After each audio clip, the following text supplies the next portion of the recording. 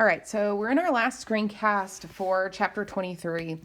And what we focused on in the previous section was the production of beta keto esters by Claisen condensation reactions. There are two really specific esters that are fairly important. They're really useful starting materials in organic syntheses.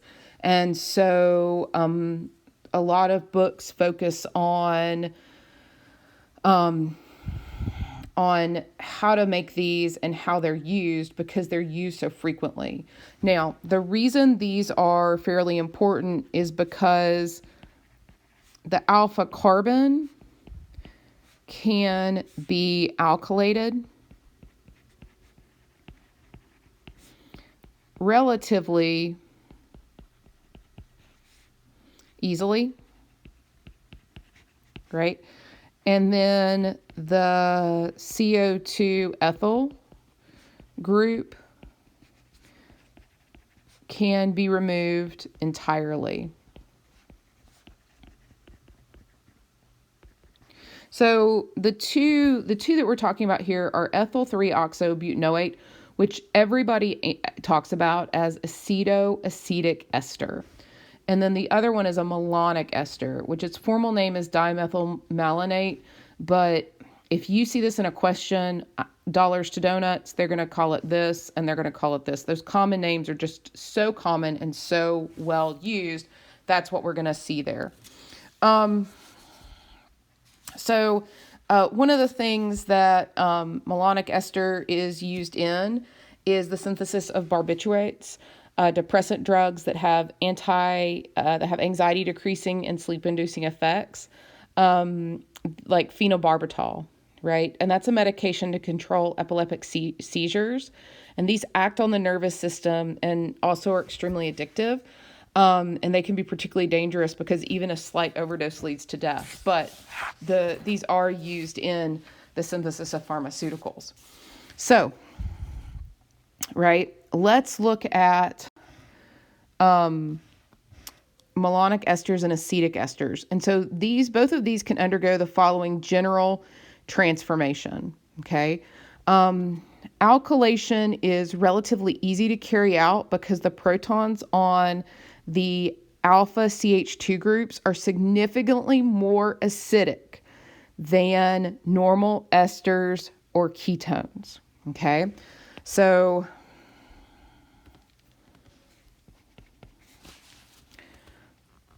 the protons on the alpha CH2 group are significantly more acidic than normal esters or ketones. Okay, and so because of that, these are called active methylene compounds. Okay, and so that's what these guys are called. The reason it's so much more acidic is because there are two carbonyl groups here that are flanking that alpha carbon, and that significantly enhances the acidity via resonance and inductive stabilization of the enolate conjugate base, okay? So when we look at that, when this guy is removed, because we have both of these groups, then this is really, really stabilized, okay? Because we've got a lot of resonance. The alpha protons are so acidic that even a moderately strong base, like the alkoxide ion here, will produce an enolate anion here quantitatively. That means it's enough for a reaction to go. And the negatively charged enolate anion is a strong nucleophile. So this is a strong nucleophile, and then it'll react with an alkyl halide in an SN2 reaction to produce an alkylated product. So now we can use this and form a carbon-carbon bond, okay? As with any SN2 reactions, these alkylations are the easiest with methyl and primary substrates. I just want to remind you, secondary substrates aren't super practical because there's so much steric hindrance, and tertiary substrates can't be used at all. And remember, we touched on that in chapter 9.